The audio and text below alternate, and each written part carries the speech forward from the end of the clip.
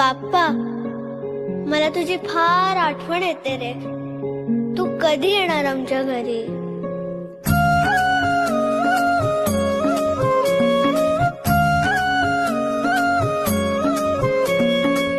देवा तुझ्याच साठी उघडून दार, वाट पाहून झाली पार.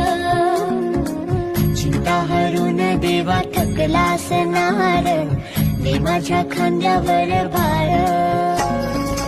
थोडा इथं टेकून